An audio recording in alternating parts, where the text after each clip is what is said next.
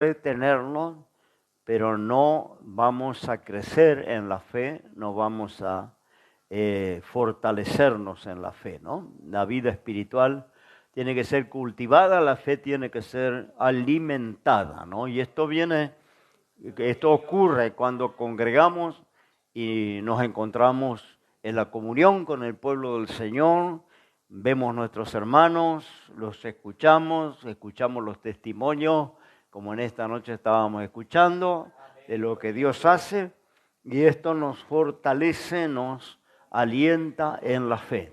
Pero esto solo ocurre cuando congregamos. No deje de congregar, esfuércese, ¿no? Para sea valiente, como les fue dicho a Josué, ¿no? Sé valiente y esforzado, ¿no? Y es el tiempo de ser valiente y esforzado y hacer todo lo que está de nuestra parte para congregar. Que el diablo no nos robe esto, porque nos acercamos al cumplimiento de la palabra y el Señor nos tiene que encontrar perseverando, ¿no? Él no va a venir a buscar a los creyentes por las casas, ¿no? Los creyentes que se quedan, los que se enfrían, sino va a venir por su iglesia, ¿no?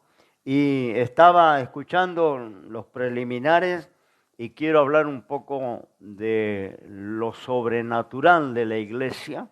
La iglesia tiene un origen sobrenatural, tiene un destino sobrenatural y se maneja en forma sobrenatural. La iglesia no es una organización. Hoy se confunden mucho las iglesias con instituciones, organizaciones, ¿no? Que los hombres organizan, pero la iglesia no es una organización, es un organismo, ¿no? Y sabemos que un organismo tiene vida. Bueno, la iglesia dice que es el cuerpo de Cristo, ¿no? Tiene vida. Los que componemos la congregación somos los miembros de ese cuerpo. Es decir, la iglesia tiene vida, ¿no? Una organización no tiene vida, una organización tiene administración, tiene reglas, tiene, ¿no es cierto?, estatutos, en fin, lo que hace a cualquier organización humana. Pero la iglesia es un organismo vivo, con origen sobrenatural. Estaba pensando en esta noche, ¿no? Y orando por el mensaje que Dios me dé para compartir, y pensaba, ¿no es cierto?, en el privilegio de pertenecer a la iglesia. ¿Por qué? ¿Cuál es el beneficio de pertenecer a la iglesia? ¿Cuál es la diferencia entre pertenecer a la iglesia o pertenecer a una organización? Una organización puede ser una sociedad, una organización puede ser una empresa, una organización puede ser un club, ¿no? Un lugar de encuentro, pero la iglesia no es nada de esto, ¿no? La iglesia es un organismo vivo con origen y destino sobrenatural, ¿no? ¿Qué hizo que la iglesia en el siglo I, ¿no es cierto?, creciera, cruzara los mares, los océanos, los continentes, que el cristianismo se difundiera por el planeta? ¿Qué fue lo que hizo esta explosión, podemos decir, de crecimiento?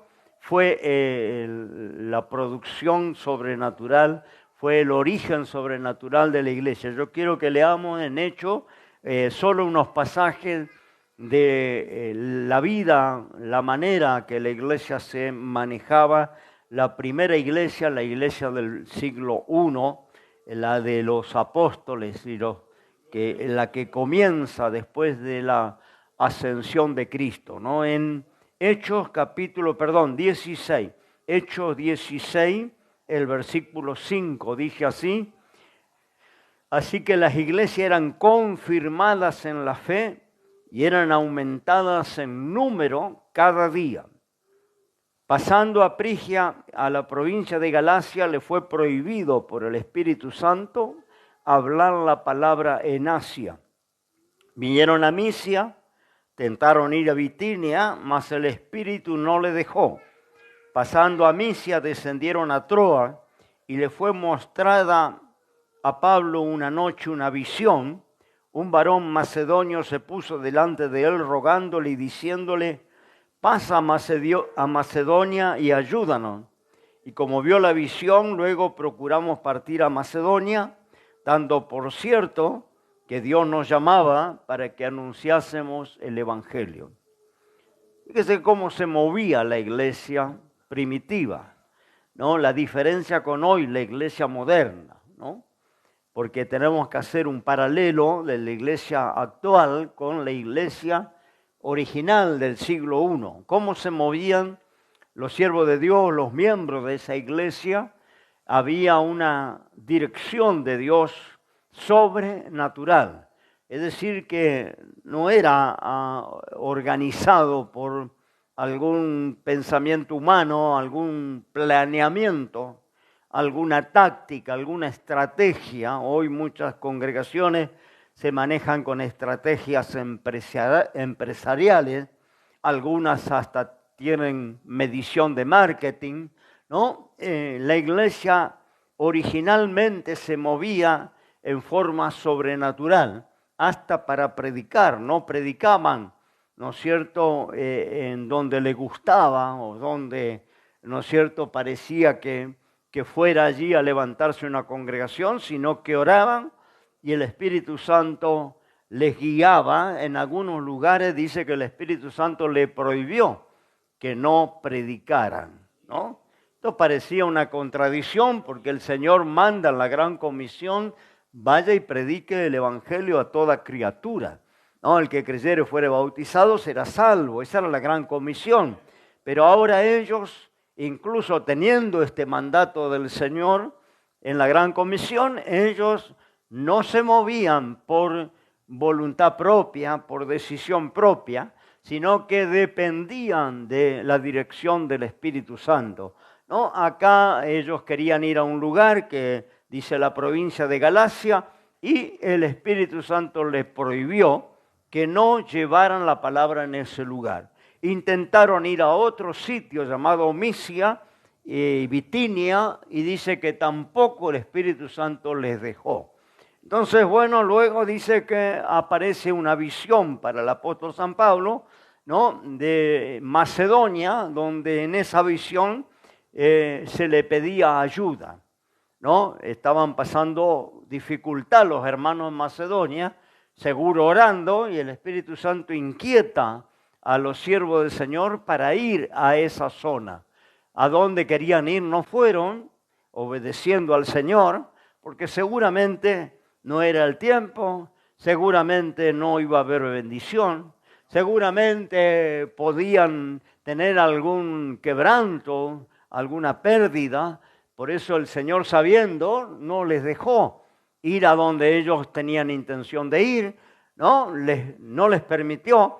Y sí, por otro lado, aparece allá una visión, un mensaje que recibe Pablo de ir a un cierto lugar donde necesitaban, donde ayuda.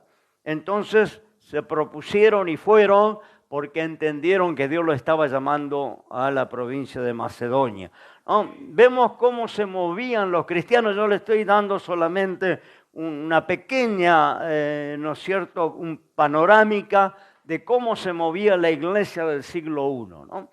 En la voluntad de Dios. Nosotros nos casamos, viajamos, vendemos, compramos, nos enojamos con la iglesia, nos vamos a otra congregación y nunca buscamos dirección de Dios, ¿no? Nunca pedimos que Dios nos hable, nos guíe, nos encamine, sino que lo hacemos muchas veces por decisión propia, y así nos va, ¿no? Y yo pensaba, qué diferencia con la iglesia que Dios planificó, porque estamos hablando del modelo de la iglesia original. No estamos hablando de algún planeamiento del hombre, sino el modelo bíblico de la iglesia original, cómo debía moverse sobrenaturalmente. Eso hacía que las personas se interesaran de venir a la iglesia, de convertirse, de hacerse cristianos.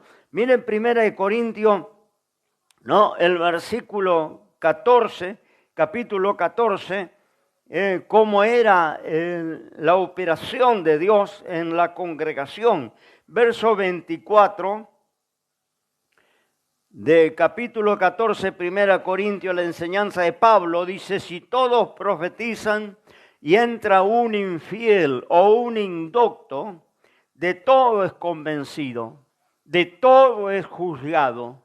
Lo oculto de su corazón se hace manifiesto, y así postrándose sobre el rostro, adorará a Dios, declarando que verdaderamente Dios está entre vosotros. ¿Cómo era el convencimiento para el infiel, para el incrédulo, para el que no era creyente? ¿Cómo se convencía de hacerse cristiano? ¿Cómo se convencía de comenzar a asistir a la iglesia, no? Yo hace muchos años me convertí, pero primera vez que pisé una congregación muy humilde. Las paredes eran de arpillera, el techo era de chapa de cartón, ¿no? Un ranchito a donde los hermanos comenzaron a congregarse. Después se construyó una iglesia gigantesca en ese lugar. Pero cuando comenzamos, como todo lugar, empezaron una forma muy precaria. Y yo me fui primera vez que concurría en una iglesia evangélica, ¿no? Y lo que me impactó fue que el predicador, había mucha gente, yo no conocía a nadie, nadie me conocía a mí, pero el predicador habló a mi vida, reveló mi vida, que yo llegué a pensar, ¿no? ¿Quién le contó a este tipo, no? Mis cosas personales, porque estaba relatando mi situación.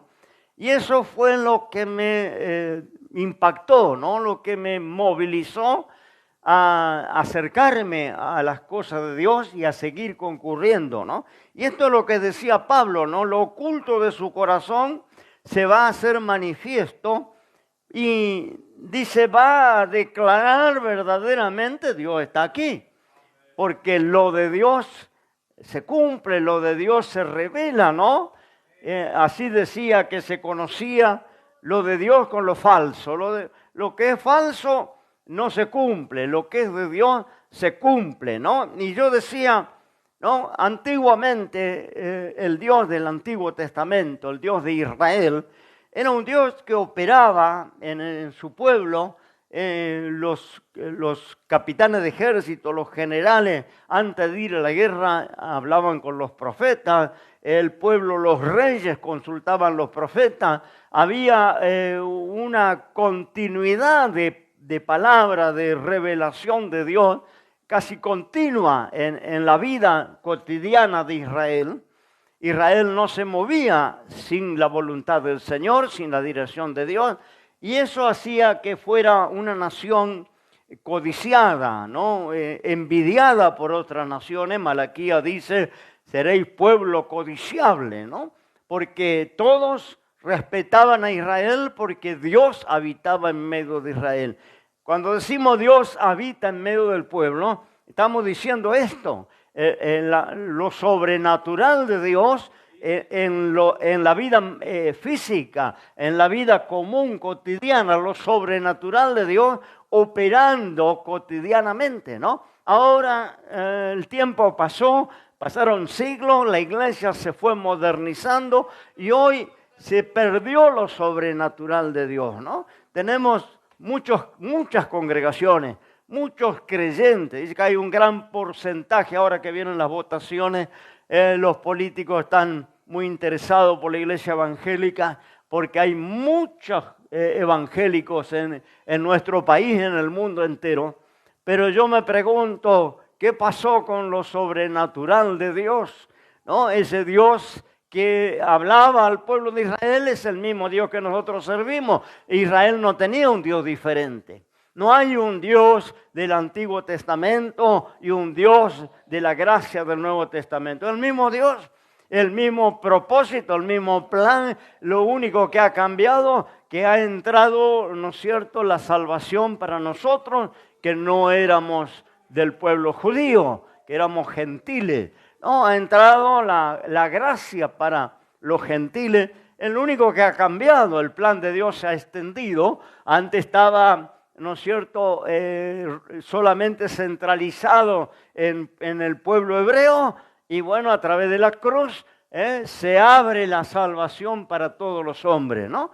Y ahí nosotros alcanzamos misericordia y entramos a lo que se llama hoy la iglesia, que está compuesta por judíos conversos, gentiles conversos, bárbaros, griegos, cualquier uno que acepta a Cristo pasa a ser parte de la iglesia. Gloria al Señor, pero Dios no ha cambiado, es el mismo Dios que hablaba antiguamente, que el hebreo no movía un pie, ¿no?, sin consultar a Dios.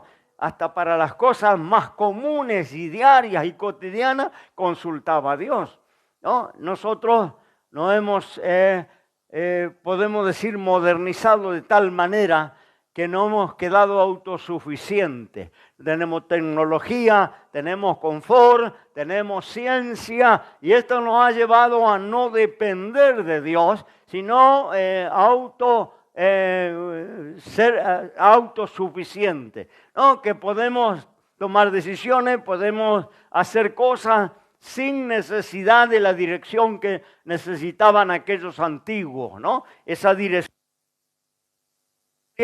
fíjese en Hebreo, vamos a dar lectura en Hebreo capítulo 4, versículo 12 en adelante, está hablando del culto a Dios, donde se ministra la palabra, y dice así: porque la palabra de Dios es viva y eficaz, más penetrante que toda espada de dos filos, alcanza hasta partir el alma, el espíritu, las coyunturas, los tuétanos, discierne los pensamientos y la intención del corazón. Esto es lo que se encuentra en la iglesia, lo que se tiene que encontrar en la iglesia. Yo no tengo que ir a la iglesia para entretenerme. Yo no tengo que ir a la iglesia para reírme, ¿no? Y sentirme bien. Yo tengo que ir a la iglesia para que el poder sobrenatural de Dios toque mi interior, mi corazón, mis pensamientos, se disciernan, para que yo salga de la iglesia diciendo: verdaderamente Dios está en ese lugar. Gloria al Señor. Lo que dijo Jacobo allá en el campo cuando se convierte, ¿no? ¿Por qué se convierte? Porque tiene una experiencia sobrenatural. Yo me convertí por una experiencia sobrenatural porque el predicador, ¿no es cierto?, reveló mi condición. El predicador me habló a mí y había, no sé, 200 personas, pero el mensaje era personal para mí. Yo sentí mi corazón descubierto, yo sentí mis pensamientos descubiertos, como dice la palabra, ¿no? En lo oculto de su corazón se hace manifiesto, y ese infiel, ese incrédulo, va a decir: realmente Dios está en este lugar. Lo que no ocurre en ninguna religión, lo que no ocurre en ninguna organización humana. Esto no lo va a encontrar en una conferencia, no lo va a encontrar en un club, en un teatro, no lo va a encontrar en ningún lugar donde la gente se reúne. Esto solo debe ocurrir en la iglesia del Señor, y debemos recuperar lo sobrenatural de la iglesia, ¿no? Porque si Dios no está con nosotros, ¿dónde será que está? Si Dios no está en medio de su pueblo, dice: donde hay 2 o 3 reunidos en mi nombre, allí yo estoy en medio. Si Dios no está en medio cuando nos reunimos en su nombre, aquí en medio nuestro, ¿a dónde encontraremos a Dios? Dios quiere manifestarse sobrenaturalmente en la iglesia, guiarnos, hablarnos, gloria al Señor, en nuestras decisiones. Dios quiere guiarnos, ¿no? Esto estaba pensando mientras testificaba el hermano que nos precedió de La Plata, ¿no? Que contaba sobre buscar la dirección de Dios en toda decisión que vamos a tomar. Porque yo encuentro en el antiguo pacto allá con Israel, yo encuentro, por ejemplo, un Saúl buscando unos burros que se le perdió al padre, yendo a consultar al profeta, porque los burros no aparecían. Y él, ¿no es cierto?, va y consulta al profeta de Dios y el profeta de Dios dijo, quédate tranquilo porque los animales ya los encontró tu padre, están allá en tu casa. ¿No? Y él cesó la búsqueda y Dios le dirigió en una cosa tan cotidiana, tan común como era encontrar unos bichos que se le habían perdido. No se nos ocurriría hoy a nosotros los modernos, ¿no?, orar por un animal que se nos perdió. ¿No? O buscar dirección o buscar palabra de Dios referente a un animal que se nos perdió. No se nos ocurriría. Pero encontramos en la Biblia, ¿no es cierto?, que aquellos antiguos, ¿no?, dependían de Dios para todas las cosas cotidianas, todos los movimientos, decisiones que tomaban, oraban a Dios, buscaban confirmación de Dios. Hoy los predicadores modernos, yo he escuchado a algunos de maestros, entre comillas, ¿no?, de enseñar que si tú quieres una chica y quieres formar una familia, tienes que salir a conquistarla. No te pongas a orar, que Dios te confirme. Ve por lo que quieres, tómalo, haz lo tuyo, conquista, alcanza los sueños. Entonces, esto es lo que hoy se enseña en las congregaciones modernas, ¿no? Oh, dice, es una antigüedad, es prehistórico, orar que Dios confirme, ¿no? Y así estamos, porque tenemos tantos cristianos divorciados como gente incrédula, ¿no? Tantos matrimonios cristianos fracasados como el mundo, ¿no? Y se casaron en la iglesia, se conocieron en la iglesia, ambos eran cristianos, pero no duró. Allá se están divorciando, se están separando. No, gloria al Señor como lo hace el mundo, porque no, ya es una antigüedad buscar confirmación de Dios. Entonces yo digo, o estaban errados aquellos antiguos, tenían un Dios diferente aquellos antiguos, o estamos errados nosotros. Dios no cambia, Dios es el mismo, en Dios no hay mudanza ni sombra de variación. Entonces, ¿qué es lo que ha cambiado? Que ahora hay una diferencia tan grande entre cómo se movía el pueblo de Dios antes y cómo nos movemos hoy. Hoy compramos, vendemos, nos casamos, nos vamos, nos cambiamos de congregación y no se nos ocurre pedirle a Dios que nos hable. No se nos ocurre buscar confirmación de Dios. Incluso hay algunos que enseñan en contra, que esto no es así. Pero encontramos en la Biblia, ¿no es cierto? Mire, estaba mirando en Juan el encuentro de Jesús, ¿no es cierto?, con la mujer samaritana, Juan. Alabado el nombre del Señor.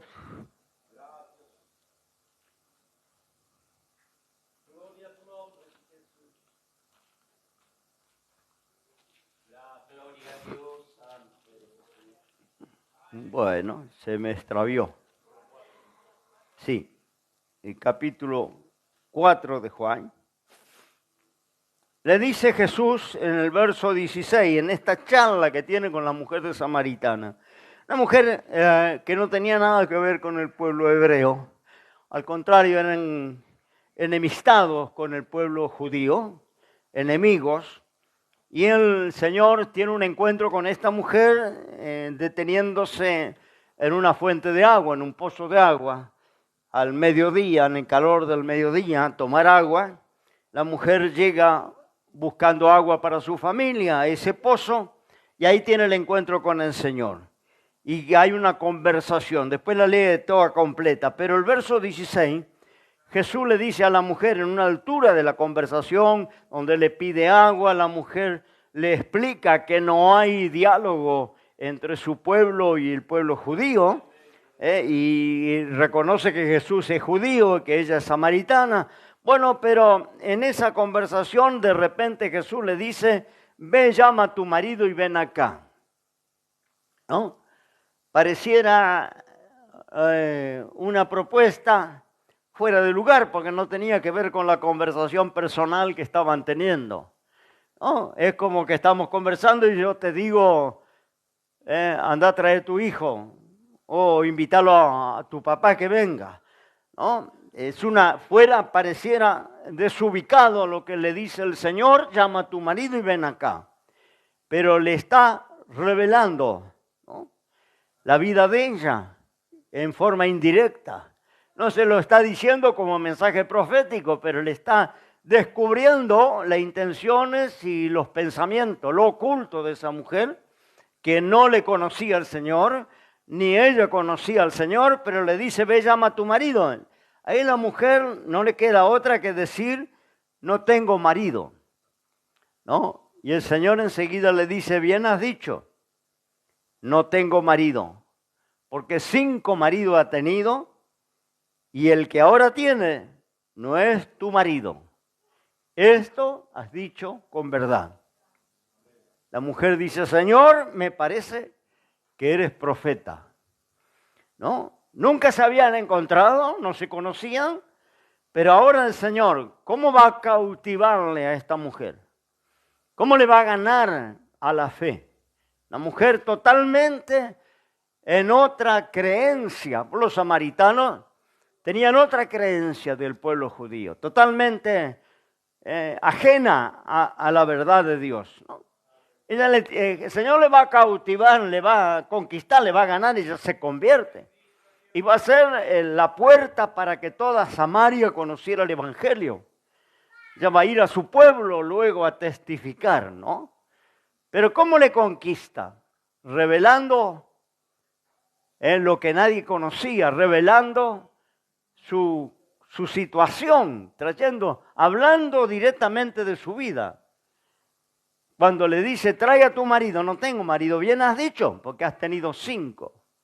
Y aún el que está ahora contigo no es tu marido. Es una mujer que se acompañaba con uno, con otro, a veces maridos que no eran de ella, maridos ajenos, hombres que pasaron por su vida. Ninguno realmente fue marido de ella, ¿no? Y el Señor le revela y ella se queda diciendo, me parece verdaderamente que eres profeta. El verso 29, cuando ella va a Samaria a dar testimonio, dice el verso 28, la mujer dejó su cántaro, fue a la ciudad y le dijo a sus vecinos, a los hombres, sus parentelas, venid, ve un hombre que me ha dicho todo lo que he hecho, si quizá no sea este el Cristo.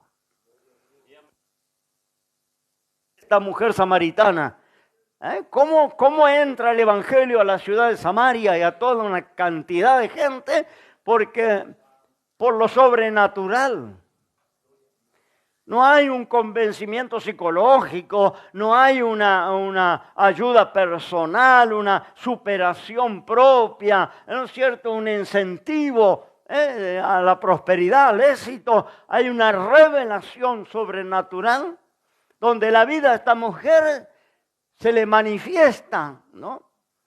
Y esta mujer tiene que reconocer que verdaderamente encontró al Cristo y luego predica en su ciudad. Me parece que este hombre que me ha revelado toda mi vida, me ha revelado todo lo que yo he hecho, me parece que ese es el Cristo. En otra palabra, ¿no?, reconoce, como dice Corintio, que está Dios en medio nuestro. Gloria al nombre del Señor. Cuando damos lugar a lo sobrenatural de Dios, cuando nos movemos en lo sobrenatural de Dios, no en lo físico, en la mentalidad humana, sino en el poder de Dios. Eso le dio crecimiento a la iglesia. No fueron los medios de comunicación, no fueron los audios, no fue la publicidad, no fue el marketing, no fue la oratoria, no fue las conferencias, fue el poder de Dios, ¿no es cierto?, que se manifestó los cristianos y que hizo que muchos se convirtieran, miles se convirtieran y el Evangelio, ¿no es cierto?, cruzara los continentes y los mares, porque la gente era atraída por el poder sobrenatural de Dios. Gloria al nombre del Señor. Y nosotros fuimos perdiendo, ¿no es cierto?, ese poder sobrenatural. La iglesia se fue humanizando, materializando. no, convirtiéndose en organización y dejando de ser organismo. Y la iglesia tiene que ser un organismo vivo. Por eso no tenemos ninguna imagen, ningún crucifijo. Este está peor que el otro. Gloria al Señor. Este está peor que el otro. ¿No? Gloria al Señor. Alabado, no, alabe al Señor, ¿no? Gloria al Señor. Mire, hermano, estaba viendo, sí. En Jeremías, vamos a ver la palabra del Señor. Jeremías. Cuando Jeremías fue a parar a la cárcel por causa de hablar la palabra del Señor. Dice que aún estando en la cárcel, Jeremías 37, el rey, siendo que le habían determinado meterle a la cárcel por los mensajes que él entregaba, pero el rey Sedechías envía y lo saca y le pregunta al rey escondidamente en su casa. El rey no quería declararse, ¿no es cierto?, que estaba creyendo en el poder sobrenatural de Dios que se movía en el profeta. Entonces lo llama escondidamente, lo aparta de la cárcel y escondidamente le dice, porque estaban en una situación, ¿no?, de peligro en la ciudad, en la nación, y le dice, ¿hay palabra de Jehová? Y Jeremías le responde, hay. Y dijo más, en mano del rey de Babilonia serás entregado. Vas a ser derrotado, vas a ser vencido, la ciudad va a ser tomada, van a ser llevados cautivos. No, pero el rey sabía dónde estaba lo sobrenatural, sabía dónde podía recurrir en una situación de crisis. Y lo hace a pesar de que habían determinado encarcelarlo al profeta. Lo llaman aparte y le preguntan, ¿no? Tenía la inquietud, quería saber. Y eso, vuelvo a decir, aquellos antiguos se jugaban la vida cuando entregaban un mensaje, porque si el mensaje no se cumplía, lo ajusticiaban, lo condenaban a la pena capital. Perdían la vida. La prueba del profeta verdadera era el cumplimiento de su mensaje. El mensaje que entregaban tenía que cumplirse. Si no se cumplía, era un falso profeta. Y el falso profeta, la misma ley de Dios, decía que tenía que ser eliminado. Así que se condenaba a muerte si su mensaje no se cumplía. Y no era un mensaje, vuelvo a decir, humanista, de imaginación, de incentivo, de motivación. Era un mensaje que tenía que cumplirse, ¿no? Y Dios respaldaba a aquellos hombres, la palabra se cumplía, porque aconteció lo que Jeremías dijo al pie de la letra, ¿no? Todo lo que entregaban, la palabra que entregaban se cumplía. Ahora, ¿qué cambió? ¿Cambió Dios o cambiamos nosotros? Porque el mismo Dios de Jeremías es el Dios que yo sirvo, el Dios que usted sirve. No, tenemos un Dios diferente. No hay un Dios de la cruz para adelante y otro Dios de la cruz para atrás. Dios es el mismo, ayer, hoy, por todos los siglos. Tenemos el mismo Dios. Entonces, ¿qué ha cambiado? ¿Por qué Dios no puede guiarnos? ¿Por qué Dios no puede dirigirnos? ¿Por qué no podemos consultar a Dios? ¿Por qué no podemos buscar confirmación de Dios en lo que vayamos a hacer en la vida cotidiana? ¿Por qué será? Si Dios podía dar una revelación, ¿no?, al profeta Samuel acerca de unos bichos que un jovencito, el papá mandó a buscar, que se le escaparon de la chacra. Y el papá le encomendó al hijo, un adolescente, que vaya y busque esos animales, ¿no? Y ese adolescente se le ocurre consultar con el gran profeta Samuel, que no estaba solo para ser consultado por reyes y por generales de ejército y por sacerdotes, sino que llegó un chico común, un adolescente, consultándole sobre los animales del padre. Y no encontramos que Dios se haya enojado, que el profeta lo haya corrido de la casa, sino encontramos un mensaje para ese joven Saúl, ¿no? Confirmando que se quedara tranquilo, porque los animales ya estaban en la chacra, ya el padre los había encontrado. Así encontramos toda la historia del pueblo hebreo y encontramos luego en la historia de la iglesia, podemos leer el libro de los Hechos. Vamos a encontrar, ¿no es cierto?, cuando ellos iban a viajar, sabían lo que les esperaba, ¿no? Cuando Pablo va a viajar, viene para allá un profeta, se saca el cinto, se ata los pies y le dice a Pablo, así van a atar al dueño de este cinto en Roma. Y los hermanos le rogaban que no viajase, que no fuese. Y Pablo dijo, tengo que ir porque el Señor me está mandando testificar en Roma. Y no solo estoy dispuesto a ser atado, sino incluso a ser muerto por la causa del Señor. Y Pablo viaja lo mismo, pero Pablo viaja avisado. Que le esperaba allá en Roma cuando él llegara. Venía una hambruna sobre el mundo de aquel entonces y vinieron profetas a anunciar a la iglesia que se prepararan porque venía una hambruna. Y los hermanos empezaron a juntar ofrendas para enviar a las congregaciones más necesitadas, ¿no? Hicieron colectas y mandaron a donde había más necesidad porque había congregaciones más pobres que otras y iban a pasarla bien mal. Pero ellos estaban avisados que venía una hambruna. Y hoy la iglesia moderna no está avisada de nada. Vino la pandemia, nadie supo. ¿No? ¿A dónde están los profetas modernos que no nos avisaron que venía la pandemia? Que nos clausuraban las iglesias y que no íbamos a tener reuniones por un par de años. Y hay miles de profetas, anuncian con carteles, nos visita el profeta fulano mañana y hacen cultos especiales. ¿A dónde están esos profetas que no nos alertaron que venía la pandemia? ¿No? Que donde la iglesia tenía que estar alertada y preparada para esa época tan oscura que acabamos de dejar atrás, ¿no? Hambrunas, guerras que han venido y... No, yo nací en una iglesia sobrenatural y quiero recuperar una iglesia sobrenatural. No quiero una iglesia que sea una organización de gente entretenida y feliz. Quiero una iglesia donde esté el poder sobrenatural de Dios, donde se mueva el Espíritu Santo y cuando vamos a predicar en un lugar, el Espíritu Santo nos diga si podemos o no es el tiempo para que vayamos. ¿No? Que si alguien se va a casar, el Espíritu Santo le confirme que es para su felicidad y para su vida. Ese compañero o esa compañera.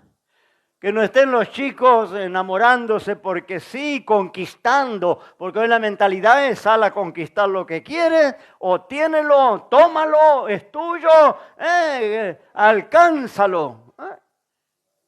Dios no existe en ninguno de sus proyectos, ¿no? Y cambiamos de trabajo y nos mudamos y viajamos y tomamos decisiones importantísimas y nunca nos detuvimos a preguntarle a Dios, Señor, ¿es tu voluntad?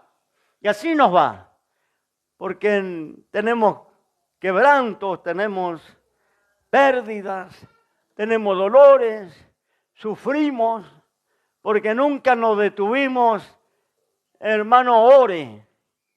¿No? Como contaba el hermano, ore que quiero tener una propiedad para mi hogar, ¿no? Esto es lo correcto. Ore que estoy queriendo un compañero para formar mi familia, una compañera para formar mi familia. Ore que Dios me prepare. Ore que quiero viajar, tomarme un descanso, quiero tomarme unos días. Ore que quiero viajar, que Dios me lleve guardado. Gloria al Señor. Ore, hermano, que quiero cambiar mi trabajo, no estoy bien donde estoy, quiero hacer un cambio. Ore que Dios me prepare un trabajo mejor. Alabo el nombre del Señor. Ore que quiero vender mi carro, mi auto, mi casa. Gloria, para comprar otra cosa. Ore que me quiero mudar. Ore que voy a retirarme de la iglesia. Voy a buscar otra congregación. Ore que sea mi lugar. Que sea de bendición a donde voy. Que sea la voluntad de Dios que yo me vaya. Alabo el nombre del Señor. No buscamos lo de Dios, la dirección de Dios. Gloria al nombre del Señor. Y debemos recuperar eso. Gloria al Señor. Debemos recuperar lo sobrenatural de Dios. Si Dios no se mueve en esa manera en la iglesia, ¿dónde lo hará? ¿Dónde va a ocurrir esto si no es en la iglesia? Para que los incrédulos, los infieles vengan y declaren, dice, caerá sobre su rostro reconociendo Dios verdaderamente está en medio de vosotros. Porque su corazón se manifiesta, se revela. No, para eso los predicadores tienen que ponerse en la mano del Señor. No tiene que valerse del internet, no tiene que valerse de un bosquejo, no tiene que valerse. Muchas veces llega la hora del culto y no sé lo que voy a predicar.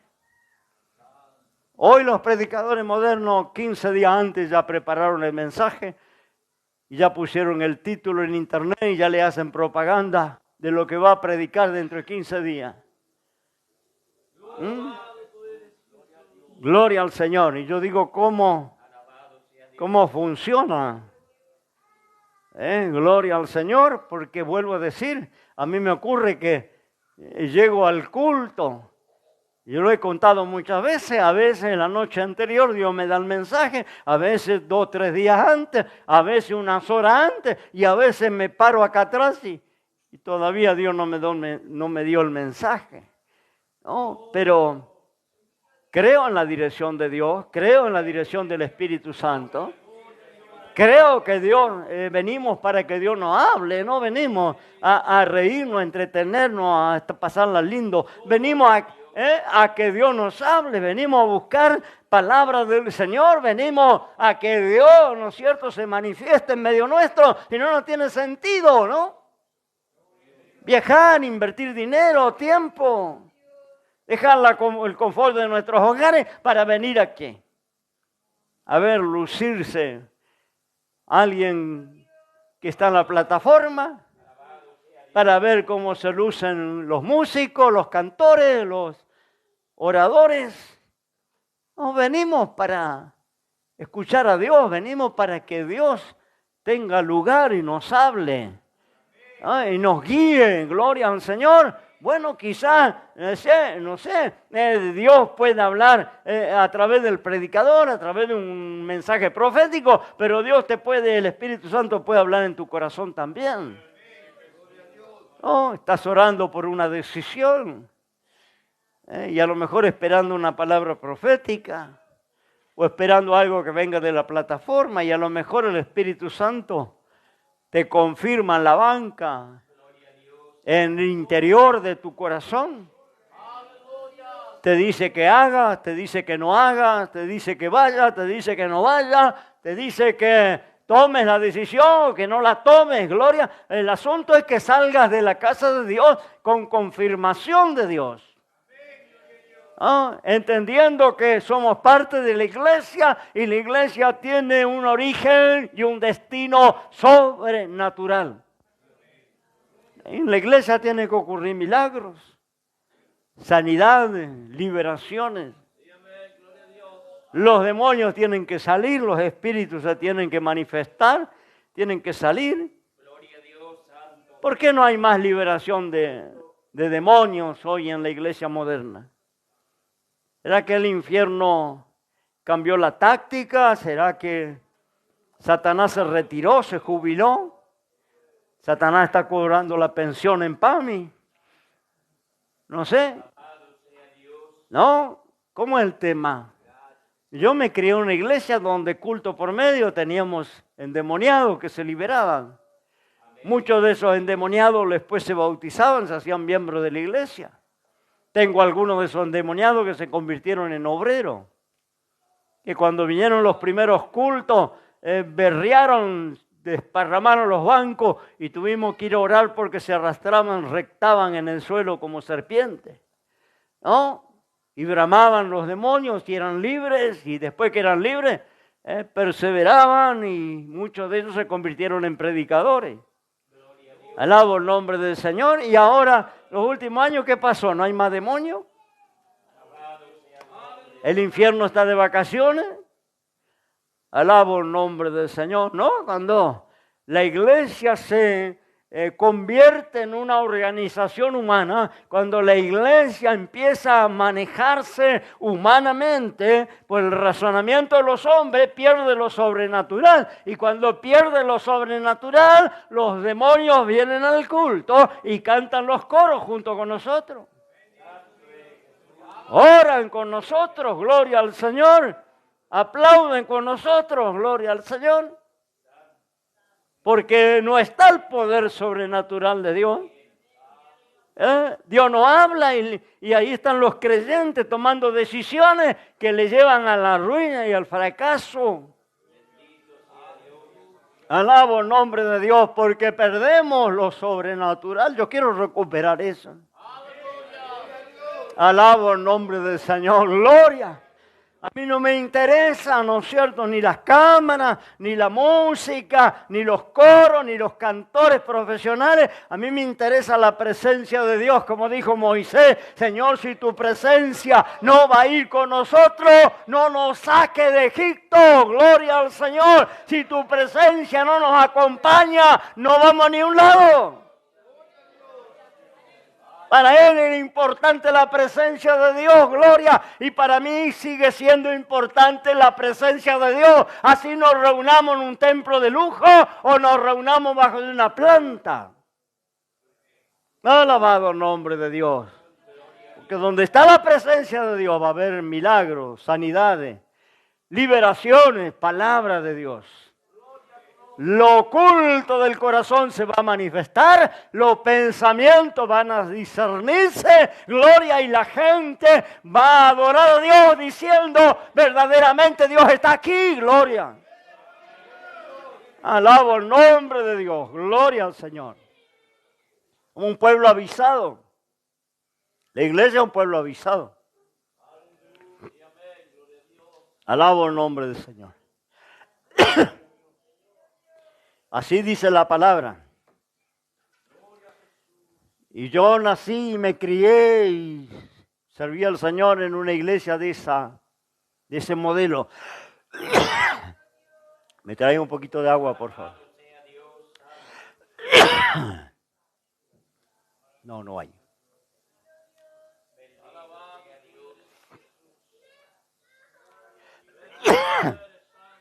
Yo recuerdo los comienzos de...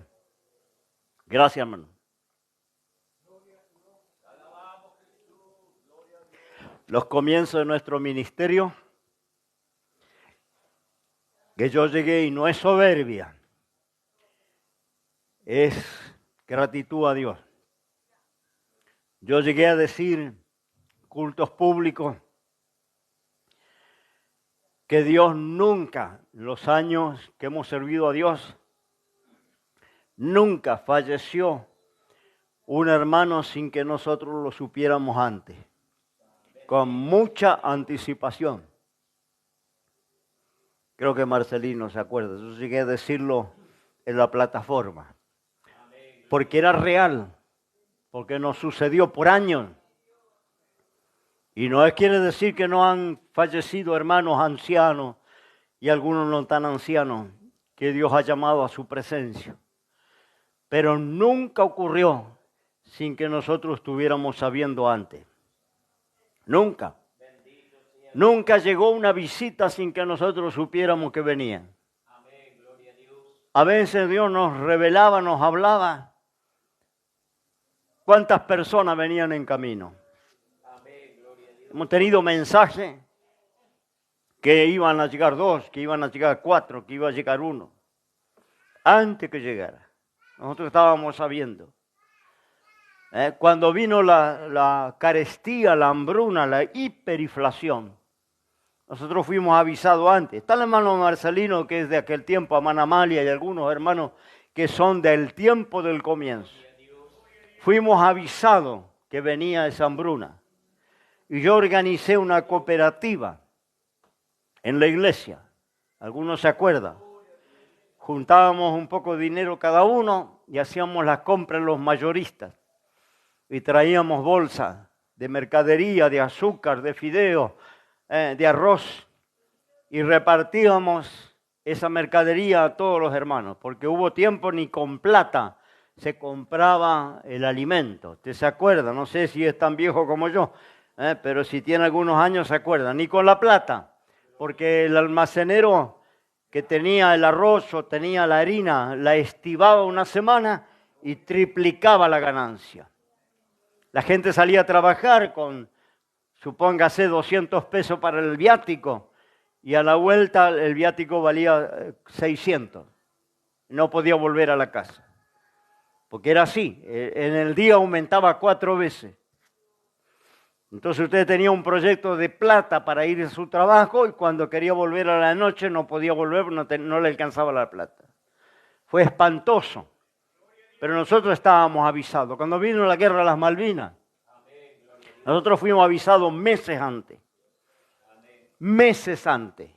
Y era un tiempo que yo tenía en la congregación muchos hombres que pertenecían a las Fuerzas Armadas.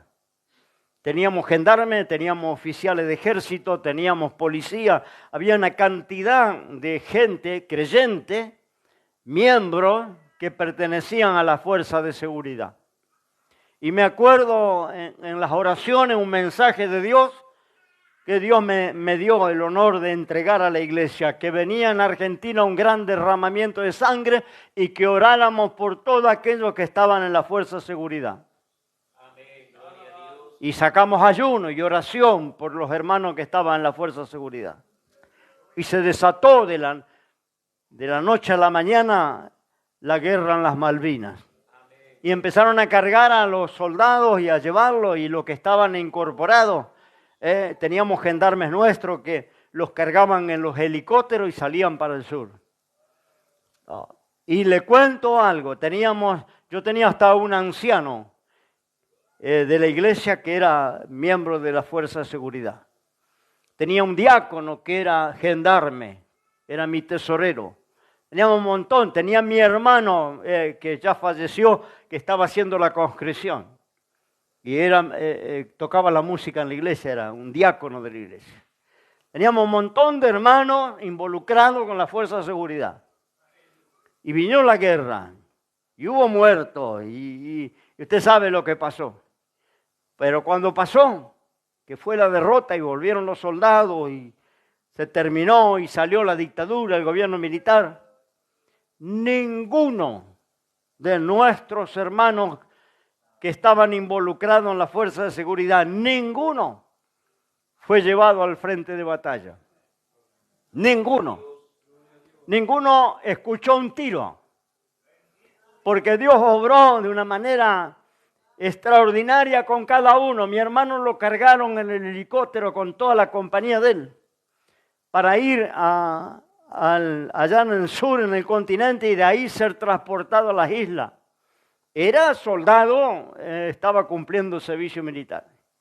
Y cuando el helicóptero estaba saliendo, el oficial dijo: vos, bájate, vos vas a quedar en tierra, en comunicaciones. Tengo el hermano Bernardo, que ya se fue con el Señor, gendarme, de muchos años. Él era un tesorero y diácono de nuestra iglesia. Estaba en Campo de Mayo. También el helicóptero llevó toda su compañía y cuando estaba para salir, un oficial le dijo a usted: vos bajá, vos te quedás en tierra, necesito un chofer. Bueno, así le podía contar una docena de casos, no sé cómo Dios se la arregló, pero ninguno de los nuestros escuchó un tiro. Porque ninguno cruzó a las islas, ninguno se embarcó, a todos los dejaron en tierra, todos. Resultado de la oración, porque Dios nos había hablado meses antes que esto iba a ocurrir y pusimos en oración y en ayuno todos los que estaban involucrados. Y Dios libró a cada uno de los hermanos que estaban en la fuerza de seguridad. Vuelvo a decir, no hubo uno que escuchara un tiro. Alabo el nombre del Señor.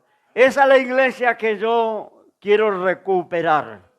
Esa es la iglesia que yo conozco, no conozco otra iglesia. Yo me crié, nací en una iglesia sobrenatural, donde el poder de Dios es común, donde las obras de Dios de liberación, de sanidad, de milagros son comunes, donde en cada culto Dios nos sorprende, donde en cada culto hay palabra de Dios, donde Dios usa a los hermanos para hablar con cada uno de nosotros, donde entra un inconverso y se convence que Dios está aquí, gloria.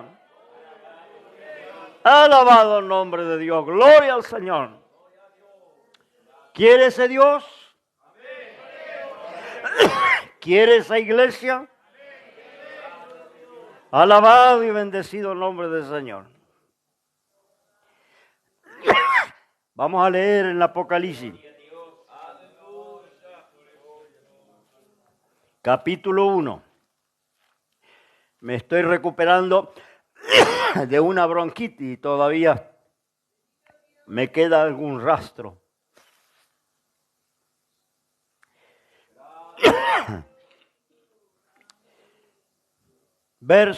Capítulo 1, verso 18, Apocalipsis.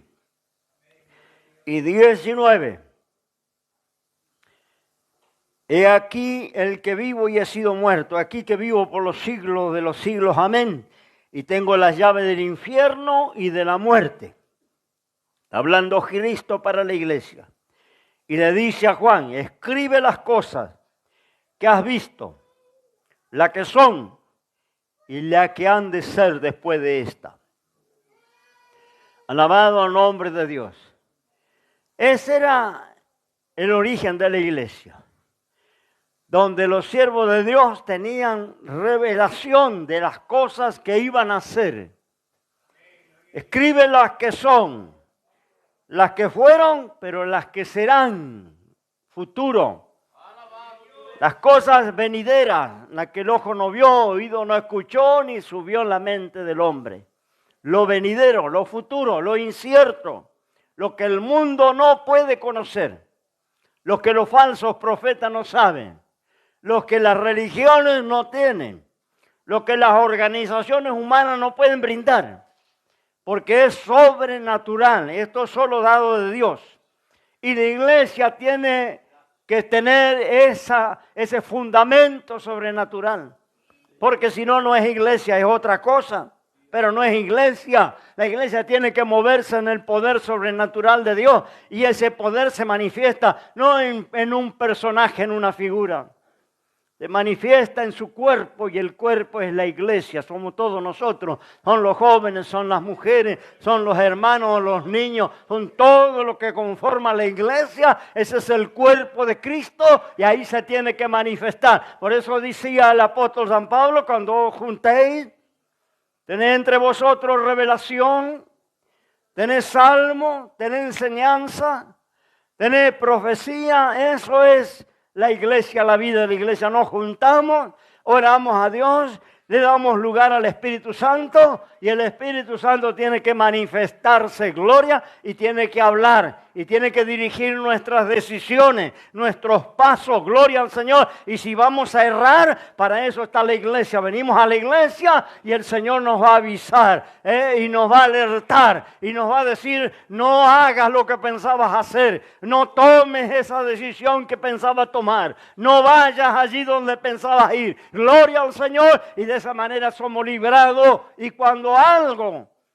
desconocido va a suceder, si la iglesia no está alertada, ¿quién lo estará?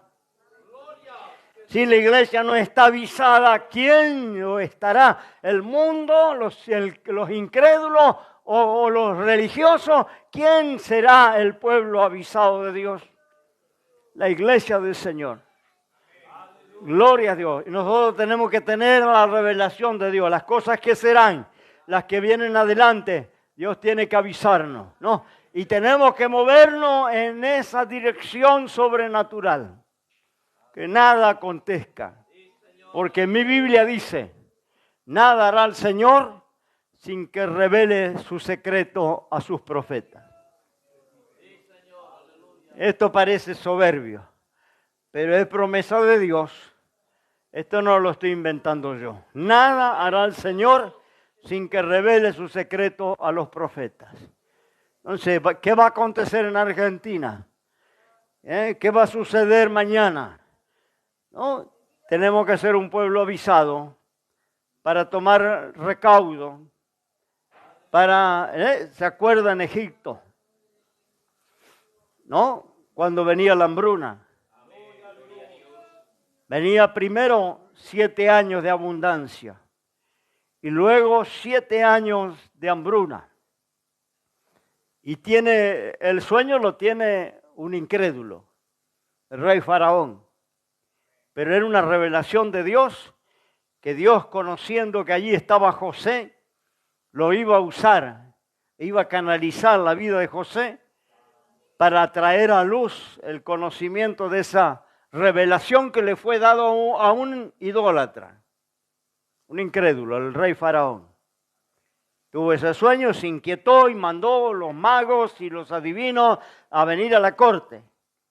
Ninguno pudo dar la interpretación hasta que alguien mencionó a José, que había estado preso por una falsa acusación y allá en la cárcel Dios le había usado para interpretar el sueño de un compañero de calabozo.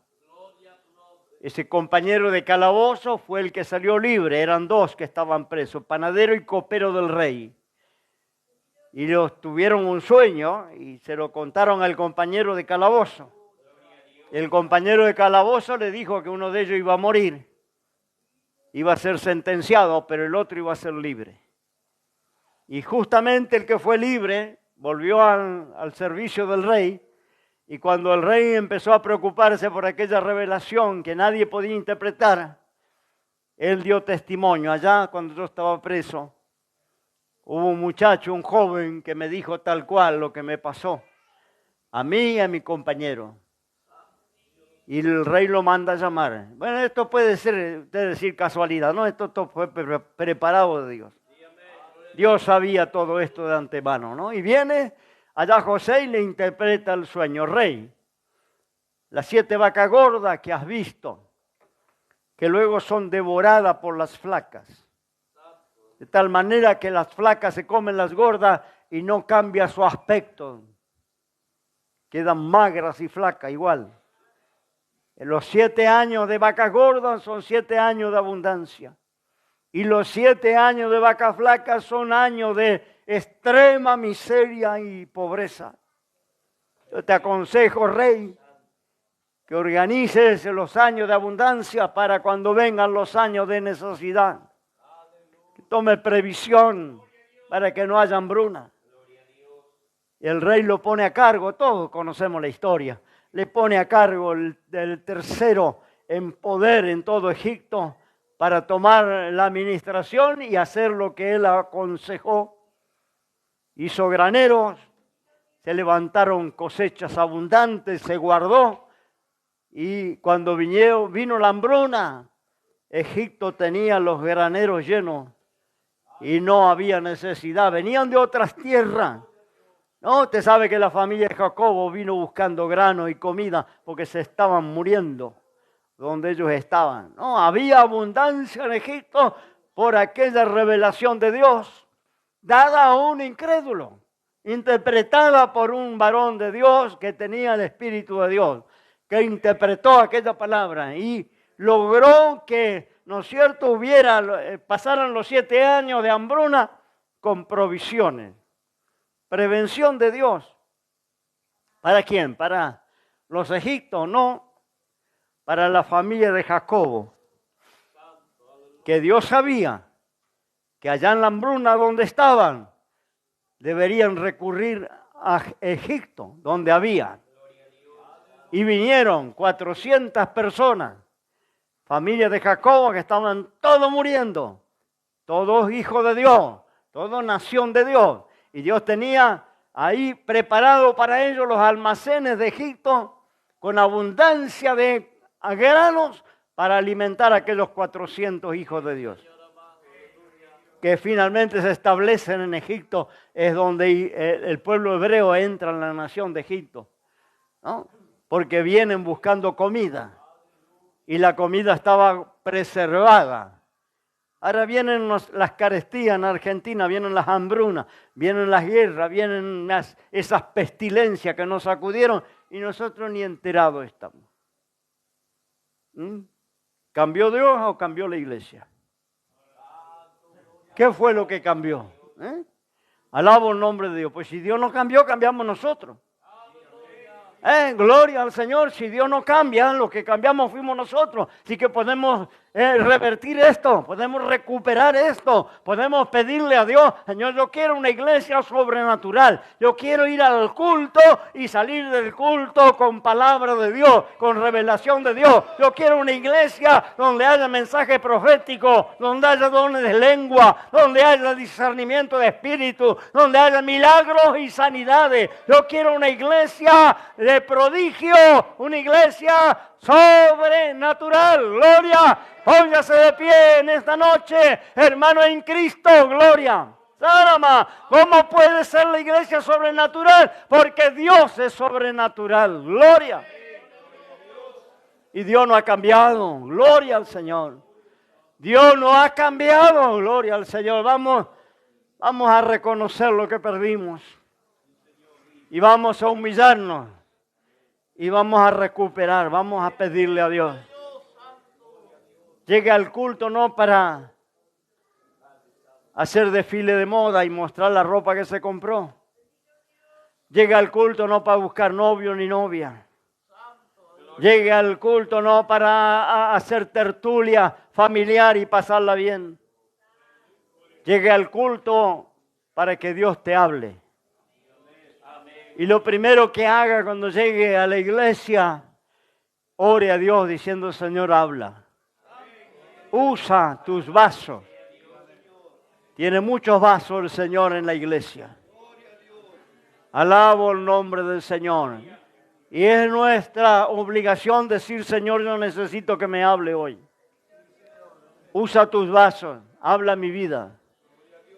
Y hay vasos que Dios tiene dispuestos para usar. Entonces vale la pena un sábado pasar el frío, viajar en colectivo, dejar nuestra casa, el abrigo de nuestra casa. Vale la pena, porque Dios nos guía, Dios nos habla, Dios nos revela. Pero si esto no ocurre, perdimos el tiempo. Alabo el nombre del Señor. Perdimos dinero. Hoy cuesta mucho viajar. Alabo el nombre del Señor. A veces viene una familia completa. Gloria al nombre del Señor, ¿no? Si Dios no está, si Dios no opera, perdimos el tiempo. No importa cuántos hermanos simpáticos me hayan saludado. No importa cuánto haya abrazado, no importa de cuántas cosas haya hablado en el preliminar del culto. Pero si Dios no obró, no valió la pena. No, imagínense por allá, hermano, que viajan 3 horas para estar acá. Y no pasa nada. Y se van como vinieron. Alabado el nombre del Señor. Gloria al nombre del Señor. Necesitamos que Dios se manifieste. Necesitamos la presencia de Dios. Necesitamos que la iglesia sea y se mueva en el poder sobrenatural de Dios. Gloria al nombre del Señor. Aleluya. Alaba a tu Dios. Alaba. Alaba el nombre de Jesús. Gloria. Cierre tus ojos. Estamos en la presencia de Dios ahora. Alima sanamandere. Gloria. Aleluya. Gloria al nombre del Señor. Den lugar al Señor. Invite al Señor en la reunión. Gloria. Que Dios use tu vida. Que Dios use mi vida. Gloria. Sanamandere. Alabar y canamasa. Gloria al nombre de Jesús. Gloria. Quitanamasa. Alabo el nombre del Señor. Gloria a Dios. Gloria al Señor. Santa. Ricanama. Gloria al nombre de Jesús. Salabandere. Aleluya. Gloria al Señor. Alabado el nombre de Jesús. Gloria. Salama. Gitanama. Gloria. Santo Cordero de Dios. Dios quiere guiarte, Dios quiere encaminarte, Dios quiere iluminar tu camino. Gloria al Señor, gloria. Pídale a Dios que hable a tu vida. Gloria al Señor en esta tarde. Cierre tus ojos, estamos orando al Señor. Sánama. Gloria al nombre de Jesús, mi alma te alaba, Señor. Santo, te alabo, te bendigo, te doy gracias. Señor, estamos en tu presencia y esa presencia necesitamos que nos acompañe. Señor, no queremos una organización más, no queremos ser un grupo de personas religiosas, no queremos ser un lugar de encuentro, un lugar de confraternidad. Queremos ser la iglesia sobrenatural de Dios, esa iglesia que se mueve en el poder del Espíritu Santo, en la revelación del Espíritu Santo. Oh, gloria en cada paso, en cada decisión que tomamos. Señor, sé la guía, aleluya, de tu pueblo. No permita que tomemos decisiones erradas, decisiones que nos van a llevar a la ruina, al quebranto. Alístate, Ramasa, gloria, aleluya. Guía a tu pueblo, Señor, habla a tu pueblo. Aleluya, gloria, Salama. Y Rabalabande. Dios de poder y de toda gracia. Aleluya, gloria. Arriba, gloria. Oh, perdónanos, Señor, si te hemos defraudado, si hemos dejado de creer, si nos hemos enfriado, pero queremos recuperar. Aleluya, gloria. Istalabasa. Alabo tu nombre, te bendigo en esta tarde, en el nombre de Jesús. En el nombre de Jesús. Amén y amén.